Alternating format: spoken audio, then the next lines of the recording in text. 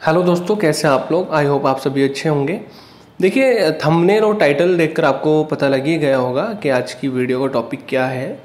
आज की वीडियो का टॉपिक एक टैबलेट है, उसका नाम है स्पिमेंट टैबलेट। उसको हम किस लिए यूज़ करते हैं या फिर कैसे यूज़ करते हैं या उसकी डोज क्या होती है, उसके बारे में हम बात करेंगे। लेकिन उससे पहले हम एक रिपोर्ट जान लेते हैं जो कि सीमन एनालिसिस की रिपोर्ट है, यानी सीमन को एग्जामिनेट किया जाता है। तो उसमें दो तरीके से हम देखते हैं। सबसे पहले है फिज़िकल एग्जामिनेशन और दूसरा है माइक्रोस्कोपिक एग्जामिनेशन।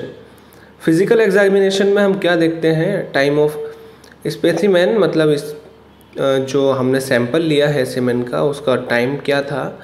नेक्स्ट है टाइम ऑफ एग्जामिनेशन, मतलब उसको जांचने का टाइम, एग्जामिनेट करने का क्या टाइम था, वो सेकंड नंबर पर आता है। और थर्ड है लिक्विफेशन एट 37 डिग्री सेल्सियस, मतलब जो उसको लेते वक्त टेम्परेचर था उसको हम देखते हैं कि क्या टेम्परेचर था। और नेक्स्ट है इसका वॉल्यूम या फिर अपीयरेंस, कलर, विस्कोसिटी, पीएच, ये सारी चीज़ें होती हैं। और हम देख सकते हैं कि सबसे पहले दिखा गया है रिज़ल्ट और नेक्स्ट है रेफरेंस वैल्यू। तो ये होता है कि रिज़ल्ट में जो रिपोर्ट में आया है कि हमारे सीमेन में ये क्वांटिटी इन चीज़ों की कितनी है, और जो रेफरेंस ऑफ वैल्यू है इसमें दिखाया गया है कि इनकी नॉर्मल क्वांटिटी क्या होती है। तो जैसे कि हम देख सकते हैं कि ड्यूरेशन ऑफ एब्सिडेंसेंस की जो नॉर्मल वैल्यू है वो 2 से 7 है। तो हम यहाँ देखेंगे कि रिज़ल्ट में 2 आया है, मतलब ये नॉर्मल है। नेक्स्ट है लिक्विफेशन जो कि 30 से लेकर 60 तक नॉर्मल होता है। इसमें हम देख सकते हैं कि 37 इस रिपोर्ट के रिज़ल्ट में आया है, मतलब ये भी नॉर्मल है। लेकिन इनकी कमी होने पर कौन सी टैबलेट यूज़ की जाती है, हम उसकी बात करेंगे। फिर नेक्स्ट है कि माइक्रोस्कोपिक एग्जामिनेशन में हम क्या क्या देखते हैं। सबसे पहली चीज़ है टोटल स्पर्म कॉन्सेंट्रेशन, मतलब हमारे जो सीमन में स्पर्म है वो पर ml में कितने हैं। तो इसकी क्वांटिटी 15 मिलियन या फिर 15 मिलियन से ज़्यादा पर ml सीमन में होनी चाहिए, जो कि हम रिज़ल्ट में भी देखेंगे कि 15 मिलियन है। तो उससे पहले हम जान लेते हैं कि स्पर्म और सीमन में क्या अंतर होता है।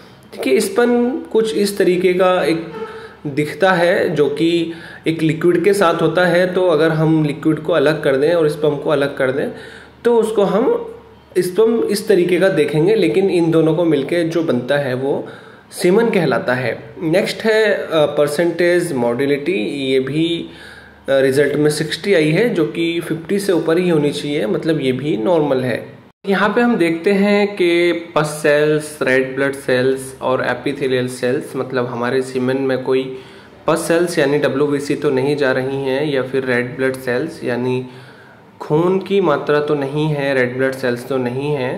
तो इन चीज़ों को हम सीमन एनालिसिस की रिपोर्ट में देखते हैं। अगर सीमन एनालिसिस की रिपोर्ट में टोटल स्पर्म की जो है क्वांटिटी कम होती है तो उसके लिए हम टैबलेट जो यूज़ करते हैं उसका नाम अभी हम देखेंगे और उसकी डोज के बारे में भी बात करेंगे। स्पर्म की डेंसिटी, मोटिलिटी एंड मॉर्फोलॉजी को अच्छा करने के लिए, बेटर करने के लिए या स्पर्म काउंट बढ़ाने के लिए हम जिस टैबलेट का यूज़ करते हैं उसका नाम है स्पिमेंट डी, जिसकी हम बात कर रहे थे। तो इसमें हम देखेंगे कि इसको लेने से पहले हमारी जो रिपोर्ट कराई गई थी वो किस तरीके की थी और इसको लेने के बाद में रिपोर्ट में कितने चेंजेस आ जाते हैं। तो सबसे पहले हम देखेंगे कि स्पर्म की डेंसिटी यानी जो पर ml में कितने स्पर्म काउंट हैं उसको हम देखेंगे। तो जो लिखा हुआ है कि प्री ट्रीटमेंट, इसमें हम देख सकते हैं कि 14.38 प्लस माइनस 0.42 तक है, और जो इसको लेने के बाद हम इसकी क्वांटिटी देखेंगे वो 62.86 प्लस माइनस 1 to 6। नेक्स्ट है इसकी मोटिलिटी। मोटिलिटी में भी हम काफ़ी चेंजेस देख सकते हैं। जो प्री ट्रीटमेंट यानी ट्रीटमेंट से पहले की रिपोर्ट थी वो 37.73% था, और इसको लेने के बाद 46.62% हो गया। नॉर्मल मॉर्फोलॉजी क्या होता है। मॉर्फोलॉजी में हम देखते हैं कि स्पर्म की जो है कोई डबल टेल तो नहीं है, यानी उसकी दो पूंछ तो नहीं है, या हेड में कोई कमी तो नहीं है, हाफ हेड तो नहीं है, सर आधा तो नहीं है। ये चीज़ें हम मॉर्फोलॉजी में देखते हैं। अगर मॉर्फोलॉजी में कोई डिफेक्ट हो जाता है तो उसमें भी इस टैबलेट का काफ़ी अच्छा रिजल्ट देखते हैं। तो प्री ट्रीटमेंट में हम देखेंगे कि मॉर्फोलॉजी की जो क्वांटिटी थी वो 49.13% थी, और इसको लेने के बाद 62.71% हम देख सकते हैं।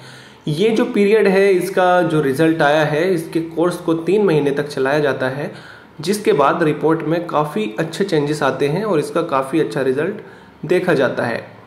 जैसे कि हम अभी तक बात कर रहे थे कि स्पीमेंट टैबलेट को लेने का तरीका क्या है या उसकी डोज क्या रहेगी, तो इसको क्यों यूज़ करते हैं। मेनली इसको ओली जो स्पर्म या लो स्पर्म काउंट के लिए यूज़ किया जाता है, उसको ठीक करने के लिए यूज़ किया जाता है। मतलब इसको लेने के बाद जो स्पर्म की क्वांटिटी में कुछ कमी आ गई थी उसको ये कंप्लीट कर देता है।